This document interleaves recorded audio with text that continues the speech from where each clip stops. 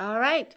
Good morning and welcome to our extended DIS admin site webinar today. It's about 10 to 15 minutes long.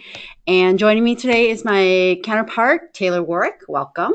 Thank you. And my name is Christina Bowser. And today we're going to be focusing on the first of a series of admin site webinars. We're going to be talking about FinxS Playground, right, Taylor? Yes.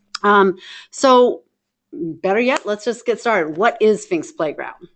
Okay, so the FinxS Playground is a place you can go in your admin site to view individuals' DIS profiles in various formats. And you can see multiple people at one time or one individual at a time.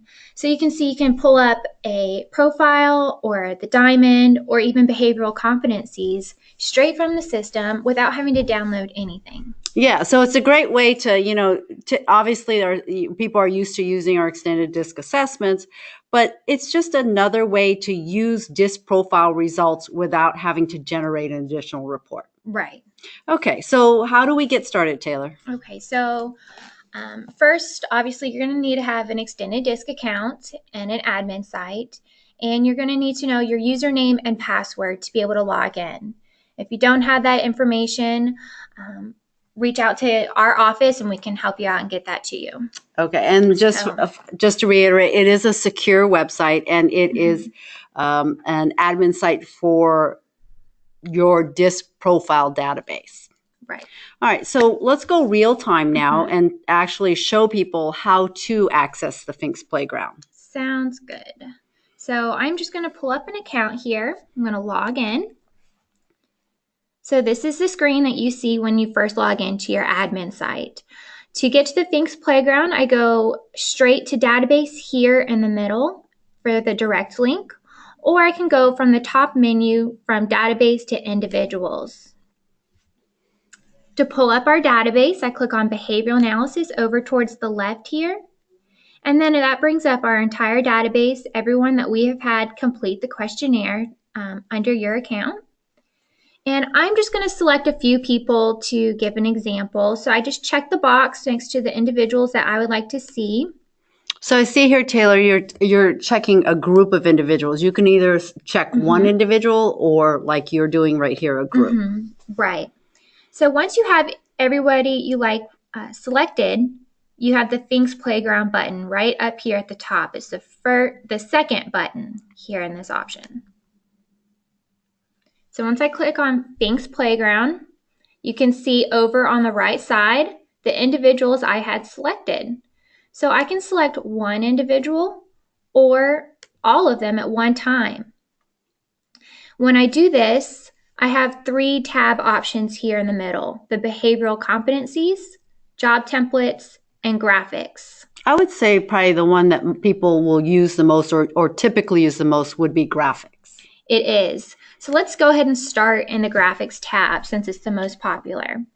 Because with the graphics, you can then see all the graphics that we have available in the system listed over on the left-hand column.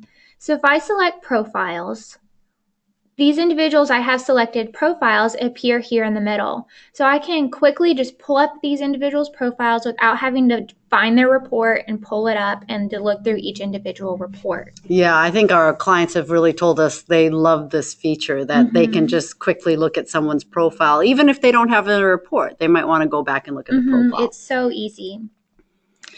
Let's see, some other graphics you can view are the DIS Diamond.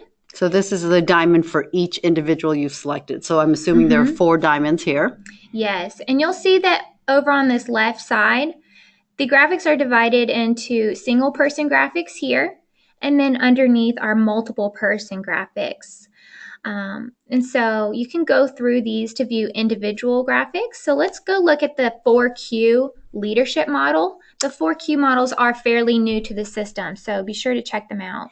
Yeah, what's great about these 4Q models is, again, they're going to look similar to you, having used the extended DISC assessments. They're simply the comfort zone maps that are in your individual reports, but now we have added these behaviors within each quadrant that just help you more quickly identify the individual and their flexibility zone. So you see here for this leadership, this person is going to be comfortable in the I quadrant, like discussing, involving, engaging type of leadership, as well as they cover some of the S quadrant. They're participating, supporting, understanding style of leadership. And we have these 4Q models for sales, management, customer service, etc.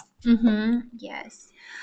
So let's go ahead and pull up a name map on the multiple person graphics. So you can quickly pull up an overview of everyone on the DISC diamond for the individuals on your team. Maybe you don't need the full team report. All you want to see is an overview in the DISC diamond with the individuals on your team, and pull it out straight from here without having to create a whole team report. Yeah, and I personally use this all the time. When I go out and do DISC workshops, maybe they're not an intact team. I wouldn't need to run a team report for them. But as a group, I want to see kind of who I'm targeting my workshop for. So I'll go in and run a team report, and I'll print it out.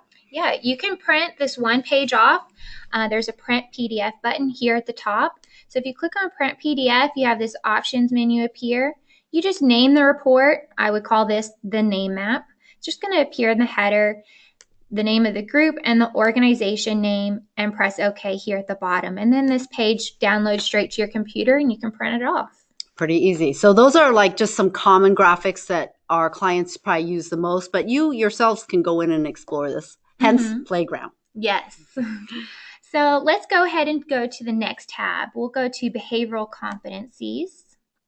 So when I click on the behavioral competency tab, you can see over on the left column all of the behavioral competencies that we have available in the system broken up into different categories. In fact, I think we have over 2,000. We do. So you can really get lost in here going through these behavioral competencies. But if you click on the drop down, the arrow next to the category, you can view each individual behavioral competency. And when I click on one, you can see in the middle that the behavior pops up with the individuals I have selected. And Christine, can you tell us a little bit how to read this properly? Yeah, so I'm sure a lot of you are familiar. So what Taylor clicked on was she clicked on a behavior, building and maintaining customer files. And you can see that the four she selected, four individuals she selected, they all show up in relationship to this one behavior. So for Denise Jackson, her natural style falls on the far positive, the 5, meaning that when it comes to building and maintaining customer files, it's a behavior she's very comfortable with. It's natural to her style. But for someone like Mary Jones, where her natural style box falls more on the left or the negative side, it's probably a behavior that she has to be consciously aware of and adjust to. It's not going to necessarily come natural to her style. So just quickly, these numbers are not a reflection of their ability, or it's not a score, better or worse. It's just how much energy does this particular behavior take for that individual.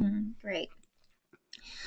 So that is behavioral competency tab. You can go through and find various behaviors to pull up for your participants. So that's a great way to look at it for individual behaviors. But what about when people want to they want to group a bunch of behaviors together? Can you talk about the job templates a little bit? Because we do have a webinar coming up on that. Yes, the next tab is job templates. And what that is behavioral competencies that you have previously saved in a group.